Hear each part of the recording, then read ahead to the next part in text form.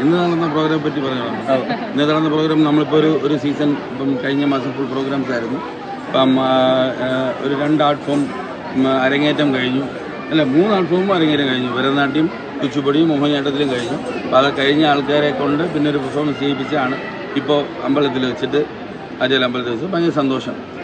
Usually dance സ്കൂളിൽ നമുക്ക് stages കിട്ടുന്നില്ല എന്നുള്ളതാണ് ഏറ്റവും വലിയ. എല്ലാ കുട്ടികൾക്കും അത് പഠിച്ചു തുടങ്ങുമ്പോഴേ സ്റ്റേജ് കളിക്കണം എന്നുള്ളതാണ് എല്ലാവരുടെയും ആഗ്രഹം. പക്ഷേ പണ്ടുള്ള ഒരു സിസ്റ്റമിൽ അങ്ങനെയല്ല.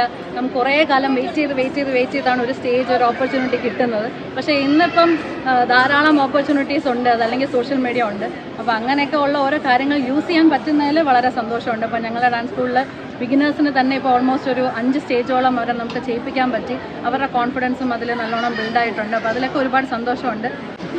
ചോദ്യം സക്സസ്ഫുൾ ആയിട്ട് ഒരു സീസൺ മൊത്തം ഡാൻസ് പിള്ളേരെ കൊണ്ട് ചെയ്യിപ്പിച്ചു. എന്താണ് സ്വാഭാവികം തോന്നുന്നു? ഭയങ്കര സന്തോഷം തോന്നുന്നു. ഈ 18th 19th ആയിട്ട് ഞങ്ങളുടെ സ്റ്റുഡൻസിൻ്റെ അരങ്ങേറ്റമായിരുന്നു.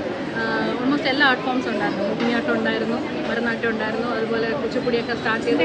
വളരെ സന്തോഷം തോന്നുന്നു. അതേപോലെ 2025 ഒരു നല്ലൊരു start. January month almost full programs ആയിരുന്നു എൻ്റെ സ്റ്റുഡൻസിന്. ആക്ച്വലി എനിക്കൊരു സ്റ്റേജ് പ്രോഗ്രാം കിട്ടുന്നതിനെക്കാട്ടിലും എൻ്റെ സന്തോഷം എൻ്റെ സ്റ്റുഡൻസ് സ്റ്റേജിൽ കളിച്ച് കാണുന്നത് തന്നെയായിരുന്നു. അത് മുമ്പ് അമ്മ പറഞ്ഞുകൊണ്ടിരുന്നപ്പം ആക്ച്വലി അതിൻ്റെ ഫീലിംഗ് എന്താണെന്നുള്ളത് എനിക്ക് മനസ്സിലാകത്തില്ലായിരുന്നു.